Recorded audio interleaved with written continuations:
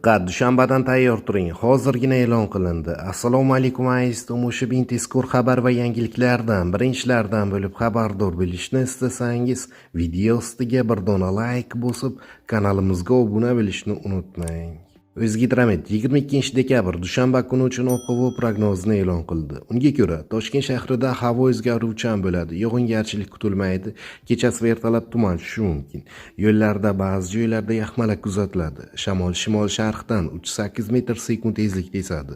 Harorat kechasi 3-5 daraja sovuq, kunduzi 4 daraja iliq bo'ladi. Qoraqalpog'iston Respublikasi va Xorazm viloyatida havo o'zgaruvchan bo'ladi. Yog'ingarchilik kutilmaydi.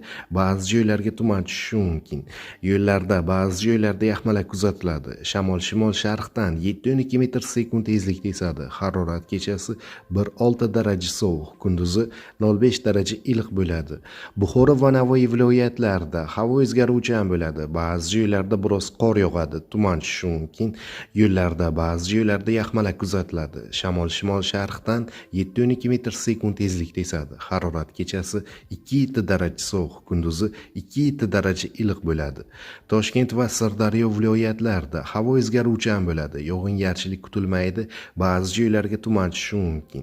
Yo'llarda ba'zi joylarda yaxmalak kuzatiladi. Shamol shimol-sharqdan 7-12 metr sekund tezlikda esadi. Harorat kechasi 2-7 daraja sovuq, kunduzi 0-5 daraja iliq bo'ladi. Samarqand, Jizzax viloyatlarida havo o'zgaruvchan bo'ladi. Ba'zi joylarda qor yog'adi, tuman tushishi mumkin. Yo'llarda ba'zi joylarda yaxmalak kuzatiladi. Shamol shimol-sharqdan 7-12 metr sekund tezlikda esadi. Harorat kechasi 2-7 daraja sovuq, kunduzi 0-5 daraja iliq bo'ladi. Qashqadaryo va Surxondaryo viloyatlarida havo o'zgaruvchan bo'ladi. Ba'zi joylarda yog'ingarchilik, yomg'ir, qor bo'ladi. Tuman tushishi mumkin. Yo'llarda ba'zi joylarda yaxmalak kuzatiladi. Shamol shimol-sharqdan 7-12 metr sekund tezlikda esadi. Harorat kechasi 0-5 daraja sovuq, kunduzi 2-7 daraja iliq bo'ladi. Andijon, Namangan va Farg'ona viloyatlarida havo o'zgaruvchan bo'ladi. Yog'ingarchilik kutilmaydi. Ba'zi joylarga tuman tushishi mumkin. Yo'llarda ba'zi joylarda yaxmalak kuzatiladi. Shamol shimol-sharqdan 7-12 metr sekund tezlikda esadi. Harorat kechasi 0-5 daraja sovuq, kunduzi 0-5 daraja iliq bo'ladi.